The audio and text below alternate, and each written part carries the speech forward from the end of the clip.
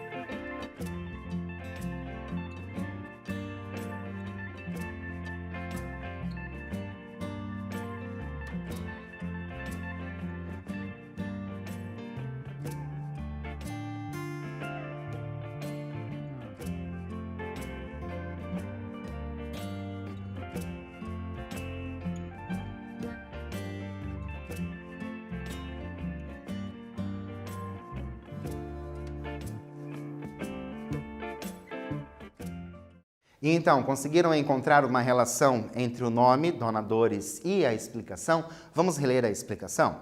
A Dona Dores, por exemplo, disse-me que Deus fez-lhe as mãos assim, mais claras para não sujarem a comida que fazem para os seus patrões ou qualquer outra coisa que lhes mandem fazer e que não deve ficar senão limpa. Olha o que eu trouxe para vocês como relação. Podemos compreender que o nome Dores, né, Dona Dores, está relacionado com as dores da escravidão. Esta pode ser comprovada pelo termo patrões. Então ela usa ali o patrões, que essas pessoas elas precisavam estar sempre com as mãos limpas para fazer os serviços, né? Não deixar nada sujo. Então essas dores, a palavra dores, nos remete à escravidão, certo? Então é essa relação que nós temos entre o nome, a relação implícita entre o nome e a explicação que a Dona Dores deu. Continuando, o Antunes da Coca-Cola, que só aparece na vila de vez em quando as Coca-Colas das cantinas já tenham sido vendidas, disse que o que me tinham contado era aldrabice. Claro que não sei se realmente era, mas ele garantiu-me que era. Depois de lhe dizer que sim, que era aldrabice, ele contou então o que sabia desta coisa das mãos dos pretos, assim. Antigamente, há muitos anos, Deus, Nosso Senhor Jesus Cristo, Virgem Maria, São Pedro, muitos outros santos, todos os anjos que nessa altura estavam no céu e algumas pessoas que tinham morrido e ido para o céu, fizeram uma reunião e resolveram fazer pretos. Sabe como? Sabes como? Pegaram em barro, enfiaram em moldes usados de cozer o barro das criaturas, levaram-nas para os fornos celestes. Como tinham pressa e não houvesse lugar nenhum ao pé do brasido, penduraram-nas nas chaminés. Fumo, fumo, fumo, e aí os tens escurinhos como carvões. Olha a explicação desse Antônio, né? O Antônio da Coca-Cola. E tu agora queres saber por que é que as mãos deles ficaram brancas? Pois então, se eles tiveram de se agarrar enquanto o barro deles cozia. Depois de contar isto, o senhor Antunes e os outros senhores que estavam à minha volta desataram a rir, todos satisfeitos. Então, a explicação ali do Antônio da Coca-Cola, um tanto quanto, né? Meio estranha, mas enfim, é uma explicação. E lembrando que nós estamos falando de uma criança ou adolescente curiosa, então ela está colhendo ali, né, tudo que ela pode sobre o assunto. E é interessante que nós temos aqui, desataram a rir, né, todos satisfeitos, inclusive. Então, ele já tinha falado que tinha achado um piadão. Lembram que a gente leu agora há pouco que ele tinha achado um piadão? E agora a gente tem novamente rindo a respeito. O Antunes da Coca-Cola também carrega em seu nome características da explicação apresentada por ele. Justifique a afirmativa. Uma correção, eu falei Antônio da Coca-Cola, né? Antunes da Coca-Cola. Então, nós vamos, o Antunes da Coca-Cola também carrega em seu nome características da explicação. Nós fizemos isso no exercício anterior. Pensamos na Dona Dores e daí a explicação, a relação. Certo? E agora a gente vai fazer a mesma coisa com o Antunes, que não é o Antônio, da Coca-Cola. Eu vou dar um tempo para você fazer isso e eu já volto.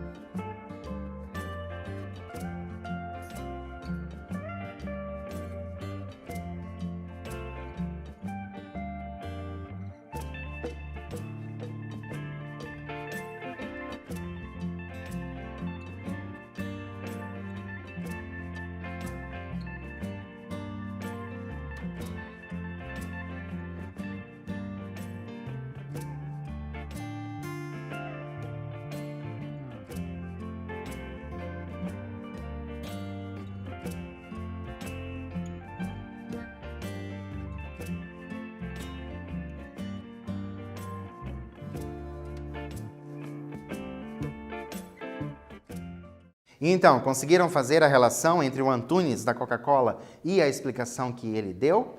Lembram que iam fazer os pretos? Então, olha o que eu trouxe para vocês. A personagem traz em seu nome sua característica profissional, Coca-Cola. Possivelmente um representante da marca, né? Então, a explicação do Sr. Antunes tem relação com a indústria, ou seja, a industrialização dos negros.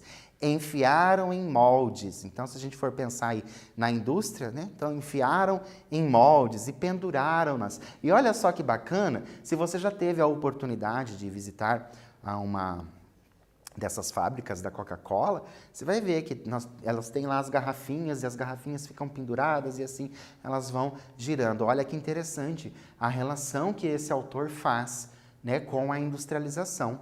Então, com o Antunes da Coca-Cola e essa industrialização dos pretos, segundo esse Antunes. Mas continuando. Nesse mesmo dia, o senhor Frias chamou-me. Depois do senhor Antunes se ter ido embora, e disse-me que tudo que eu tinha estado para ali a ouvir de boca aberta era uma grandessíssima peta. Coisa certa e certinha sobre isso das mãos dos pretos era o que ele sabia.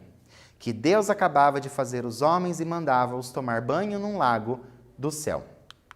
Depois do banho, as pessoas estavam branquinhas. Os pretos, como foram feitos de madrugada, e a essa hora a água do lago estivesse muito fria, só tinham molhado as palmas das mãos e dos pés, antes de se vestirem e virem para o mundo. Então a gente tem mais uma outra explicação para essa criança, e até agora todas essas explicações muito diferentes umas das outras. Mas eu li num livro, que por acaso falava nisso, que os pretos têm as mãos assim mais claras por viverem encurvados, sempre a apanhar o algodão branco da Virgínia e de mais não sei onde. Já se vê que Dona Estefânia não concordou quando eu lhe disse isso. Para ela, é só por as mãos deles desbotarem a força de tão lavadas. Bem, eu não sei o que vá pensar disso tudo, mas a verdade é que ainda que calosas e gretadas, as mãos de um preto são mais claras que todo o resto dele. Essa é que é essa.